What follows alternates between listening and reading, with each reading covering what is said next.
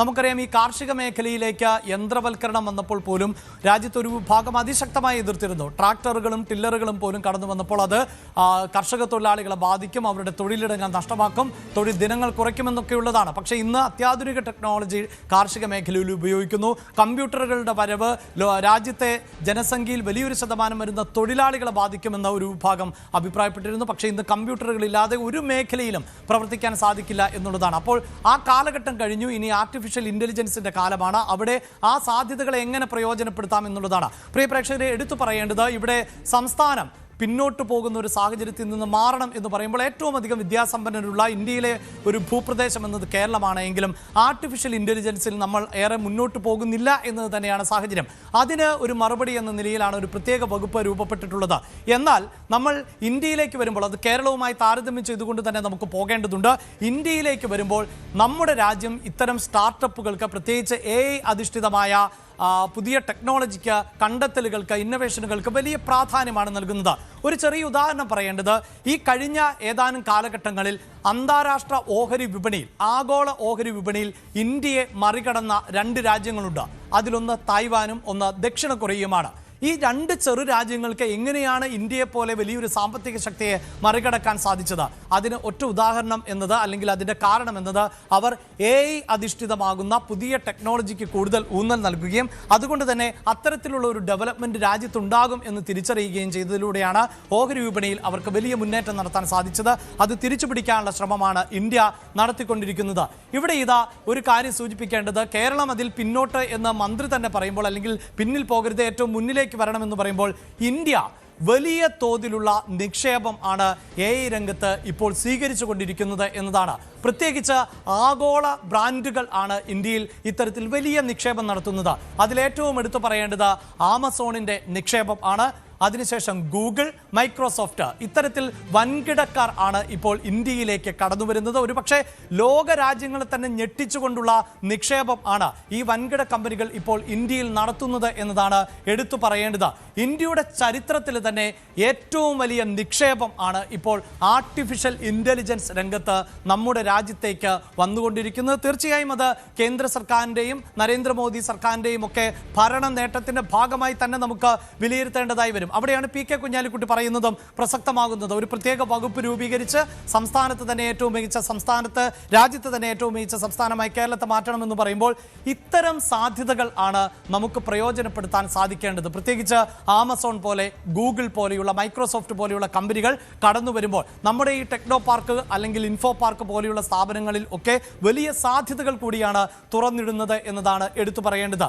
ഇപ്പോഴിതാ ഈ ആമസോൺ എന്ന ആഗോള ബ്രാൻഡ് നടത്തിയിട്ടുള്ള നിക്ഷേപം പരിശോധിക്കുമ്പോൾ ഇന്ത്യയിലെ ഏറ്റവും വലിയ നിക്ഷേപക സ്ഥാപനം എന്ന നിലയിലേക്ക് ആമസോൺ മാറുന്നു എന്നുള്ളതാണ്. അപ്പോൾ ഏറ്റവും വലിയ നിക്ഷേപം നടത്തുന്ന ഒരു കമ്പനി, അത് ആർട്ടിഫിഷ്യൽ ഇന്റലിജൻസിലാണ് ആ നിക്ഷേപം നടത്തുന്നത് എന്നതാണ് എടുത്തു പറയേണ്ടത്.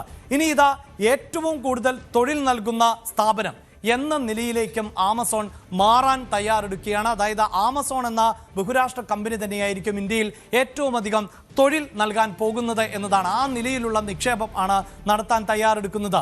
നമുക്ക് അതിൻ്റെ വിശദാംശങ്ങളിലേക്ക് വരുമ്പോൾ 1300 കോടി രൂപ, 1300 കോടിയുടെ അധിക നിക്ഷേപം ആണ് ആമസോൺ നടത്താൻ തീരുമാനിച്ചിട്ടുള്ളത്. ഈ വരുന്ന ഡിസംബർ കാലയളവിൽ 3.3 ലക്ഷം കോടിയുടെ നിക്ഷേപമായിരുന്നുവെങ്കിൽ 2010 മുതൽ 2030 വരെ ആമസോൺ, അതായത് ഇതിനോടകം തന്നെ നിക്ഷേപം നടത്തുകയും ഇനി ലക്ഷ്യം വെക്കുകയും ചെയ്യുന്ന തുക എന്നത് 8.36 ലക്ഷം കോടി രൂപ എന്നതാണ്.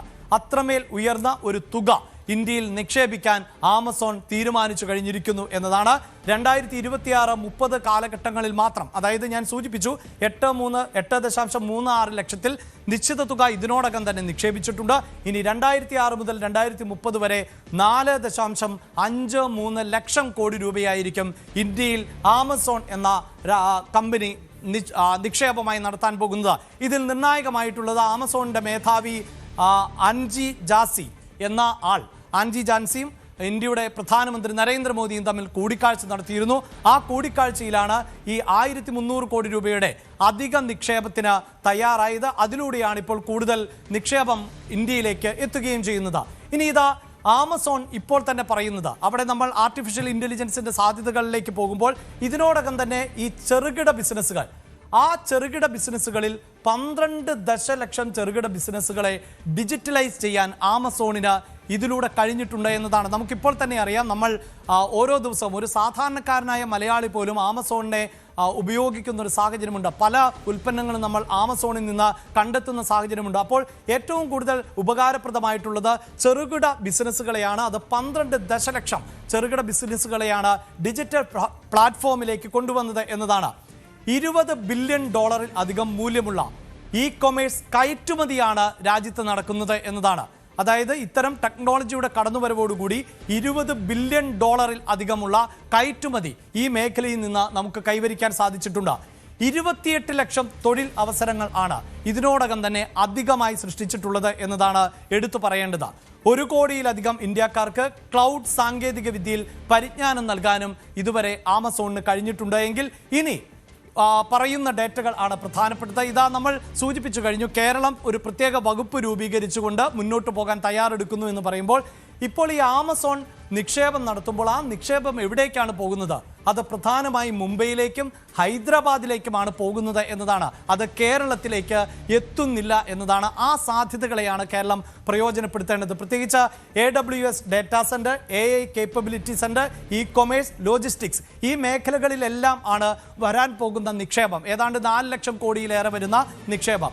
അത് ഹൈദരാബാദ്, മുംബൈ ഉൾപ്പെടെയുള്ള ഇടങ്ങളിലേക്ക്, അതായത് ആ നഗരങ്ങളിലേക്ക് കേന്ദ്രീകരിക്കുന്നു എന്ന് പറയുമ്പോഴാണ് ഇത്തരം വലിയ സാധ്യതകൾ തീർച്ചയായും കേരളത്തിന് തിരുവനന്തപുരം പോലെ, കൊച്ചി പോലെയുള്ള നഗരങ്ങൾക്ക് പ്രയോജനപ്പെടുത്താൻ സാധിക്കുക. ആ സാധ്യത വരും ദിവസങ്ങളിൽ ഒരു പക്ഷേ നമ്മുടെ സംസ്ഥാനം പ്രയോജനപ്പെടുത്തിയേക്കുമെന്ന് വേണം നമുക്ക് അനുമാനിക്കാൻ. ഇനി ഇതാ 2030 തന്നെ ഈ 38 ലക്ഷം തൊഴിലവസരങ്ങൾ, അതായത് AI സാങ്കേതിക വിദ്യയിൽ, നമ്മൾ എപ്പോഴും പറയുന്നത് AI സാങ്കേതിക വിദ്യ, അതായത് നിർമ്മിത ബുദ്ധി വരുന്നതോടുകൂടി മനുഷ്യൻ്റെ മസ്തിഷ്കത്തിൻ്റെ ശേഷി കുറയുമോ, നമുക്ക് കാര്യമായി ഒന്നും ചെയ്യാനില്ലാത്ത സാഹചര്യം വരുമോ, നമ്മുടെ തൊഴിൽ, അതായത് മനുഷ്യൻ ചെയ്യേണ്ട തൊഴിലുകൾ എല്ലാം ഈ AIയിലൂടെ മറ്റു ഉപകരണങ്ങൾ ഉപയോഗിച്ച് ചെയ്യപ്പെടുമോ എന്നുള്ളതാണ്. എങ്കിൽ 38 ലക്ഷം തൊഴിലവസരങ്ങൾ AI മേഖലയിൽ മാത്രം 2030 ഉണ്ടാകും. അതായത് കേവലം 4 വർഷത്തിനകം 38, അതായത് 40 ലക്ഷത്തോളം തൊഴിലവസരങ്ങൾ ഉണ്ടാകും എന്നാണ് അനുമാനിക്കപ്പെടുന്നത്. 40 ലക്ഷത്തോളം കുട്ടികൾക്ക് AI സാങ്കേതിക വിദ്യയിൽ പരിജ്ഞാനം ലഭിക്കുന്ന തരത്തിൽ വിദ്യാഭ്യാസ സംവിധാനം മാറും എന്നതുകൂടിയാണ് എടുത്തു പറയേണ്ടത്. അപ്പോൾ AIയോടൊപ്പം സഞ്ചരിക്കുക എന്നത് മാത്രമായിരിക്കും നമ്മുടെ കുട്ടികൾക്ക് ഭാവിയിൽ കൂടുതൽ അവസരങ്ങൾ സൃഷ്ടിക്കുക എന്നതാണ് എടുത്തു പറയേണ്ടത്. ഇതാണ് ഇപ്പോഴത്തെ സാധ്യത എന്ന് പറയുമ്പോൾ ഇത്രയും നമ്മൾ വിശദീകരിച്ചത് ആമസോൺ എന്ന ബഹുരാഷ്ട്ര കമ്പനി മാത്രം ഇന്ത്യയിൽ തുറന്നിടുന്ന അവസരങ്ങളെക്കുറിച്ചാണ്. ഇനി ഇതാ ഗൂഗിളിൻ്റെ നിക്ഷേപത്തിലേക്ക് വരും. ഗൂഗിൾ 1.3 ലക്ഷം കോടി രൂപയാണ് ഇന്ത്യയെപ്പോലെ ഒരു രാജ്യത്ത് നിക്ഷേപിക്കാൻ തയ്യാറെടുക്കുന്നത്, അല്ലെങ്കിൽ നിക്ഷേപിച്ചു കൊണ്ടിരിക്കുന്നത്. അതും ഈ സൂചിപ്പിക്കുന്നത് പോലെ അത്യാധുനിക സാങ്കേതിക വിദ്യയിൽ ആണ് എന്നതാണ് എടുത്തു പറയേണ്ടത്. മറ്റൊന്ന് മൈക്രോസോഫ്റ്റ് ആണ്. നമുക്കറിയാം, കമ്പ്യൂട്ടർ രംഗത്തെ അതികായർ എന്ന് തന്നെ വിശേഷിപ്പിക്കാവുന്ന മൈക്രോസോഫ്റ്റ്, നമ്മൾ ഇപ്പോഴും ഉപയോഗിക്കുന്ന പല സോഫ്റ്റ്വെയറുകളും മൈക്രോസോഫ്റ്റിൻ്റെതാണ് എന്നതാണ്. ആ മൈക്രോസോഫ്റ്റ് ആകട്ടെ 1.65 ലക്ഷം കോടി രൂപ ഇന്ത്യയിൽ നിക്ഷേപിക്കുന്നു എന്നുള്ളതാണ്. ചുരുക്കി പറഞ്ഞാൽ ഈ വൻകിട കമ്പനികൾ ഇന്ത്യയിലേക്ക് കടന്നു വരുന്നു എന്നത് മാത്രവുമല്ല, ലോകത്തിലെ തന്നെ ഒരു ആഗോള തലത്തിലുള്ള ഒരു AI ഹബ്ബ് ആയി മാറാൻ ഇന്ത്യക്ക് സുവർണ അവസരം ആണ് ഇപ്പോൾ ഉണ്ടാകുന്നത് എന്നതാണ് ഇപ്പോഴത്തെ ഒരു പശ്ചാത്തലം. ആ സാഹചര്യത്തെ ആണ് ഇന്ത്യ പ്രയോജനപ്പെടുത്തുന്നത് എങ്കിൽ അതിനോടൊപ്പം കേരളം സഞ്ചരിക്കേണ്ടതായി വരും. അതിനുള്ള തയ്യാറെടുപ്പുകൾ നമ്മുടെ സർക്കാരിൻ്റെ ഭാഗത്ത് നിന്ന് ഉണ്ടാകുന്നു എന്നതാണ് നമുക്ക് ഇപ്പോൾ അനുമാനിക്കാൻ സാധിക്കുന്നത്.